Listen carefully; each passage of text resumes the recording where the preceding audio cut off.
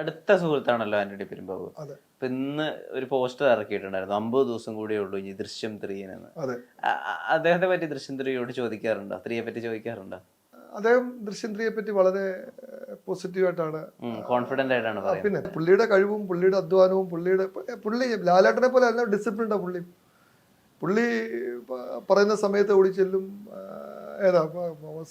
ഞാൻ പറഞ്ഞത് ലാലേട്ടൻ അതിരാവിലെ സെറ്റിൽ നേരത്തെ വരുന്നൊക്കെ ഞാൻ പറഞ്ഞതല്ല, പുള്ളിയുടെ കാര്യത്തിലെല്ലാം അത് അന്നേരം അതുകൊണ്ട് അതാണ് പുള്ളിയുടെ വിജയം എന്ന് പറയുന്നത്. അല്ല, ഇപ്പൊ ഈ ദൃശ്യം 3നെ പറ്റിയിട്ട് ആളുകൾ പറയുന്നുണ്ടല്ലോ, അതായത് ഇത് റിലീസിന് മുമ്പ് ഇത് വലിയ ലാഭമാണ്, വലിയൊരു ഡീല് ക്ലോസ് ആയിട്ടുണ്ട് എന്നൊക്കെ.